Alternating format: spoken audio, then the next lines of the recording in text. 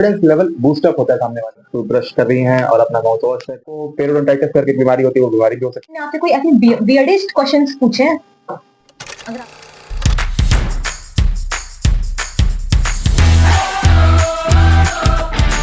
Hey guys, welcome to my podcast and I'm here with a dental surgeon Dr. Rishabh Kumar.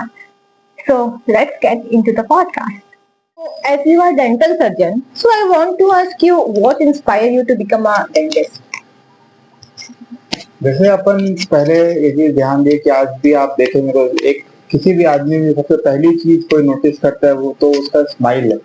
अगर उसका smile बहुत अच्छा है तो उसमें एक कॉन्फिडेंस लेवल बूस्ट अप होता है सामने वाले का। तो हमने ये सोचा कि क्यों ना लोगों का कॉन्फिडेंस लेवल जिस चीज से बूस्ट अप होता है उस फील्ड में जाया जाए, उस चीज को अच्छा किया जाए ताकि लोगों का कॉन्फिडेंस लेवल उसी से बूस्ट अप हो ताकि अपने को वो चीज अच्छा लगे। तो इसलिए फिर अपन जो है डेंटिस्ट्री को चूज करें। What is the biggest misconception people have about dental health?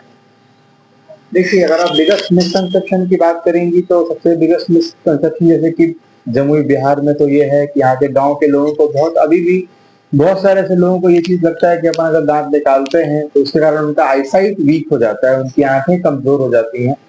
अब बट मैं ये चीज को क्लियर करना चाहूंगा कि किसी भी तरीके का दांत निकालने से आजकल 2025 है, डेंटिस्ट्री बहुत मॉडर्न हो चुकी है, तो अपन किसी भी तरीके का दांत निकालने से आपके आंखों को कोई भी फर्क नहीं पड़ेगा। ये प्योर एंड प्योर मिसकंसेप्शन है।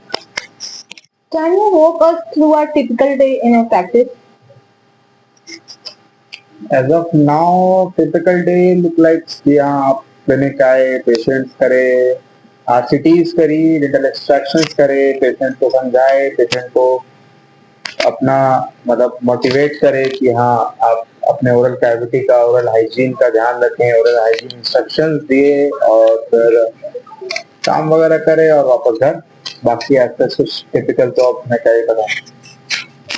जैसे आपने बात करा oral health and hygiene के बारे में, so I want to ask you, what are the most important things people can do at home to maintain good oral health? देखिए, मेरे हिसाब से अगर आप बेसिक टूथपेस्ट भी कर रही हैं, मतलब टूथब्रश कर रही हैं और अपना माउथ वॉश कर रही हैं, डेंटल फ्लॉसिंग कर रही हैं, तो इतना काफी रहता है कि आपका जो दांत है वो बहुत अच्छे तरीके से मेंटेन रह जाए, आपका डेंटल जो ओरल हाइजीन है वो बहुत अच्छे से मेंटेन रह जाए। आपको डेंटिस्ट के पास आने की जरूरत ऐसा नहीं पड़ेगी अगर आप प्रॉपर डेंटल फ्लॉस वगैरह का भी इस्तेमाल कर रही हैं, टूथपेस्ट का इस्तेमाल, टूथब्रश का इस्तेमाल कर रही हैं, माउथ वॉश इस्तेमाल कर रही हैं। जब भी आप कुछ खाना खा रही हैं तो खाना खाने के बाद एटलीस्ट एक बार पानी से, नॉर्मल पानी से कुल्ला कर ले रही हैं ताकि फूड लॉजमेंट ना रह जाए, कुछ खाना फंसा ना रह जाए आपके माउथ में। What is your opinion on electric and manual toothbrushes? देखिए, मेरे हिसाब से तो मैनुअल टूथब्रशेस भी ठीक है, लोग इस्तेमाल इसके साथ उसे कर ही रहे हैं और उनका रिजल्ट भी अच्छा ही है। बट हाँ, अगर आप एक अपग्रेड करना चाहते हैं अपने ओरल हाइजीन को मेंटेन करने का तरीका तो आप ऑब्वियसली जो इलेक्ट्रिक टूथब्रशेस आ रही हैं आजकल आप उसको अपग्रेड कर सकते हैं उस चीज से अपने नॉर्मल टूथब्रशेस को। Obviously it will aid in your like maintaining your oral hygiene. आपने बताया कि टूथब्रशेस के बारे में, फिर आपने इससे पहले ये बताया हाइजीन कैसे मेंटेन करते हैं। तो आपको क्या लगता है कि पीपल जो है उनको कब कब कब और कितने टाइम पे एटलीस्ट डेंटिस्ट क्लिनिक आना चाहिए चेकअप करवाने के लिए, और क्यों आना चाहिए? मेरे हिसाब से एटलीस्ट आप साल में एक बार जो है आपको डेंटल क्लिनिक पे आ जाना चाहिए। और क्यों आ जाना चाहिए का जवाब ये है, जैसे डेंटल केरीज जो बेसिकली लगती हैं, अगर आप वो बहुत इनिशियल स्टेज पे आ जाएंगी तो आपको वो अपन रेस्टोरेशन करके उस चीज को ठीक कर सकते हैं। बट अगर आप उस चीज को इग्नोर करती रही और लेट में हमारे पास पहुंची, डेंटिस्ट के पास गए, विजिट करा आपने, जब आपको एक बार पेन चालू हो गया उस चीज में तो आपको आरसीटीज करवानी पड़ सकती है। वो आपको 2-3 दिन का प्रोसीजर है, उसमें आपको एनेस्थीसिया वगैरह देना पड़ता है, तो एक होता जो इलाज है वो बढ़ जाएगा। और अगर आपने उस पेन को भी इग्नोर किया, मेडिकेशन खाते खाते इग्नोर किया, तो एट द एंड आपको डेंटल एक्सट्रैक्शन यानी कि आपके दांत निकलवाना भी पड़ सकता है आपको। तो इसलिए अगर आप सही टाइम पे विजिट करते हैं, यानी कि अगर आप एटलीस्ट साल में एक बार भी अपने डेंटिस्ट को विजिट करते हैं तो आपके लिए वो चीज बहुत अच्छा हो जाएगा कि आपका इलाज बहुत कम में हो जाएगा, क्योंकि रेस्टोरेशन का कॉस्ट एक्चुअली में बहुत कम है। अगर आप उसको इग्नोर करते हैं तो आर्थिटीज का कॉस्ट उससे बढ़ जाता है। अगर आप उसको भी इग्नोर करते हैं तो आपको एट द एंड उसका एक्सट्रैक्शन करवाना पड़ेगा, उसको रिप्लेस करने के लिए अगर आप इम्प्लांट्स करवाने जाएंगे तो उसका कॉस्ट और भी बहुत ज्यादा आपको हाई पड़ जाता है। बट अगर आप इनिशियल स्टेज में आ जाते हैं, इनिशियल केरीज जब आपको लगा हुआ रहेगा तभी आप आ जाते हैं, उस स्टेज पे आपको बहुत कम पैसों में ही आपका इलाज हो जाता है। आज के टाइम पे टेक्नोलॉजी बहुत आगे जा चुकी है, उसकी ग्रोथ भी बहुत फास्ट हो रहे हैं। तो how do you think how technology change the dental industry in recent years? देखिए, जब ईयर 2025 चल रहा है तो आपकी टेक्नोलॉजी हर फील्ड में आई है, तो इस तरीके से टेक्नोलॉजी डेंटल फील्ड में भी आई है। आजकल बहुत सारी चीजें बहुत एडवांस हो गई हैं, जो अपनी डेंटल प्रोसीजर्स जो अपन करते हैं वो बहुत एडवांस हो गई हैं, बहुत पेनलेस हो गए हैं। जैसे आजकल आप जो भी डेंटल प्रोसीजर्स करवाते हैं उसमें आपको किसी भी तरीके का कोई भी पेन नहीं होगा। जो भी अपन डेंटल ट्रीटमेंट्स करते हैं वो पेन फ्री ट्रीटमेंट्स हैं आजकल। जैसे अपन आपको आरसीटी वगैरह करते हैं तो उसका अपन क्राउन डिलीवर करने के लिए अपने को पहले अल्जीनेट इम्प्रेशन लेना पड़ता था। बट आज अगर आप देखेंगे तो आप इंट्राओरल स्कैनर्स आ गए हैं जिसमें आपको वो अल्जीनेट वाला वो थोड़ा सा लिक्विड ही रहता था, तो उसमें बहुत बार पेशेंट को वॉमिटिंग वगैरह टाइप का फीलिंग भी आता था, थोड़ा सा वो मतलब गड़बड़ टाइप का वो मटेरियल थोड़ा सा था। तो फिर बट अपने को अभी क्या है कि जैसे अगर आप जो इंट्राओरल स्कैनर्स आ गए हैं और भी बहुत सारे सीपीसीटी जो चेकअप्स वगैरह अपन करते हैं, तो उसमें बहुत सारी चीजें आसान हो गई हैं डेंटल फील्ड में। पहले जो चीजें बहुत टफ थी आजकल जब क्योंकि जो डेवलपमेंट के कारण जो है, टेक्निकल डेवलपमेंट्स के कारण जो है, मॉडर्न मशीनों के कारण जो है, हमारा डेंटल डेंटल फील्ड में भी जो अपन ट्रीटमेंट्स करते हैं वो ऑब्वियसली बहुत ज्यादा इजी गोइंग हो गया है। जैसे हमने आपसे इतना कुछ पूछा, तो आपके पास इतने सारे पेशेंट्स आते हैं डेली, तो कोई पेशेंट ने आपसे कोई ऐसी वियर्डेस्ट क्वेश्चंस पूछे हैं? अगर आपको ध्यान हो तो आप एक एग्जांपल दे सकते हैं। वियर्डेस्ट क्वेश्चन तो नहीं, बट हाँ लोगों के वियर्डेस्ट एक्सपीरियंसेस रहे हैं। जैसे जब मेरा एक पेशेंट था, एक लेडीज थी, उन्होंने मेरे पास आया तो उनको डेंटल पेन हो रहा था, इधर साइड पे दांत में एक दर्द था। तो उन्होंने बोला कि उनका ये ऐसा कहना है कि वो जो नारियल तेल जो सिर पे जो लगाते हैं, तो वो रुई में लेके जब नारियल तेल को वहां पे वो जब रखते हैं तो उनको उससे रिलीफ मिलता है। और भी ऐसे डेंटल वियर्डेस्ट अगर आप देखेंगे तो और भी बहुत सारे हैं। जैसे कुछ लोग जैसे एक का दांत यहाँ पे हिल रहा था तो उसने क्या करा कि उसके घर पे जो कॉपर वायर था, उसने उस कॉपर वायर को लेके ही अपने को उसको चारों साइड से बांध के, दांतों के चारों साइड बांध के उसको फिक्स कर दिया। अब जब हम उसको चेक कर रहे थे तो उस टाइम अपन इंटर्नशिप में थे, तब हम लोग सोच रहे थे कि ये ट्रीटमेंट उसने कहाँ से करवाया, शायद किसी जो रोड साइड पे जो डेंटल वाले ठेला वगैरह लेके बैठ जाते हैं कुछ कुछ लोग जो उसको क्रॉक्स बोलते हैं अपन, तो वो लोगों ने तो ऐसा नहीं ट्रीटमेंट कर दिया ऐसा वैसा। तो हमें बहुत पहले हम लोग आपस में डिस्कस करें इंटर्नशिप में, कॉलेज में अपन दोस्त लोग सब डिस्कस करें कि ये क्या अजीब सा पेशेंट है, कैसा ट्रीटमेंट करवा रखा है, पता नहीं किसने कर रखा है करके।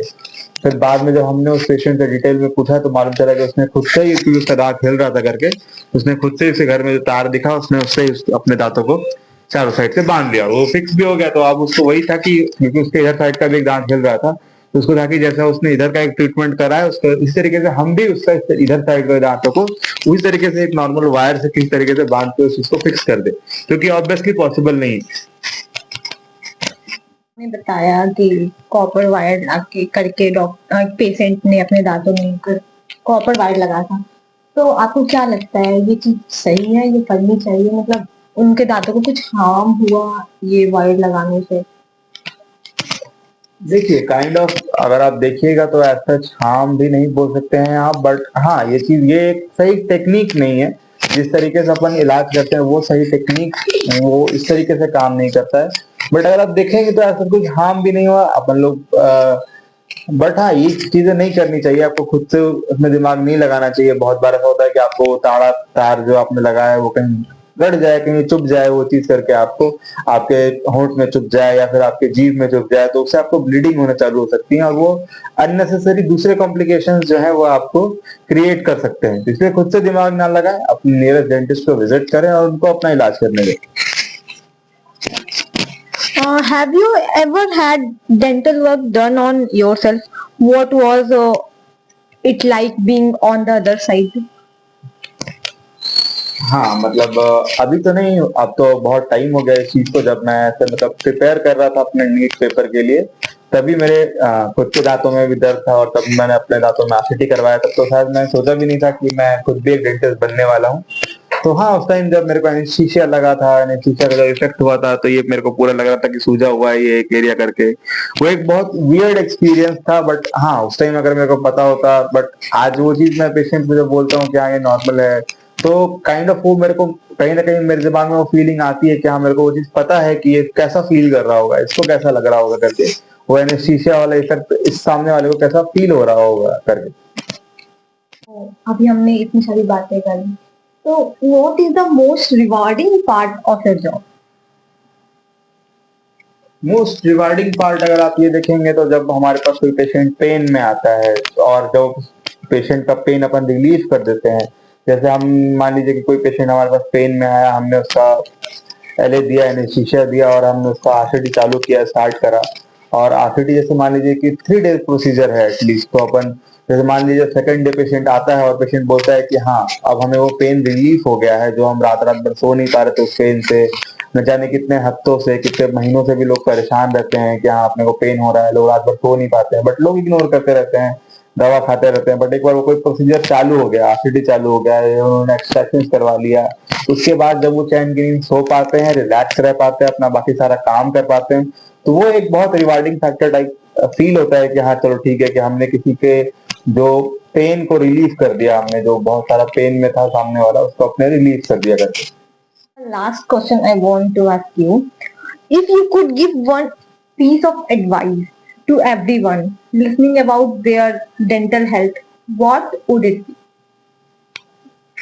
मैं ये बोलना चाहूंगा कि अपने डेंटल कंडीशंस को इग्नोर ना करें। अगर आपके दांतों में आपको लग रहा है कि सड़न हो रखा है, कीड़ा लग रखा है, काला काला दिख रहा है, या कुछ भी आपको परेशानी अगर आपको फील हो रही है, तो चीजों को इग्नोर ना करें, अपने डेंटिस्ट को जाके दिखाएं और उस चीज का सोल्यूशन लें, उस चीज का ट्रीटमेंट करवाएं। चीजों को इग्नोर करने से चीजें और ज्यादा बड़ी हो जाती हैं, और चीजें जो है आपको जो ट्रीटमेंट प्लान है एक्चुअली, वो ट्रीटमेंट प्लान भी टफ हो जाता है। और वो आपके लिए टफ तो नहीं मतलब, बट हाँ लेंदी हो जाता है ट्रीटमेंट प्लान करके। अगर आप इनिशियल स्टेजेस में आ जाते हैं, अपने सिम्टम्स को इग्नोर नहीं करते हैं, तो वो आपके लिए अच्छा होता है। वो आपको जो है वो मतलब कम समय में उस चीज का अपन इलाज कर देंगे, जो बेसिक बेसिक, जैसे मान लीजिए कि अगर आपके मुंह से बदबू आ रहा है या आपको ब्लीडिंग आ रही है, तो आप उस चीज का इलाज करवाएं, आप स्केलिंग करवाएं। अगर आप मान लीजिए साफ सफाई नहीं करवाते हैं, यानी कि जिसको अपन डेंटल टर्म्स में स्केलिंग बोलते हैं, अगर आप वो सारी चीजें नहीं करवाते हैं, तो वो आपको जाके लॉन्ग टर्म में आपके गम्स को बहुत ज्यादा कमजोर कर देता है, बहुत वीक कर देता है। उससे आपके दांत जो है वो हिलने के बहुत ज्यादा चांसेस हो जाते हैं। और इस चीज से आपको पेरोडोंटाइटिस करके एक बीमारी होती है, वो बीमारी भी हो सकती है। और जैसे अगर आप केरीज को इग्नोर करते हैं, तो उससे आपका जो है पल्प इन्वॉल्व हो सकता है, उससे आपको पेन हो जाएगा। और जो अगर आपके दांत अगर आप लूज करना स्टार्ट कर देंगी, तो फिर आपको खाने पीने में परेशानी हो जाती है बहुत सारा।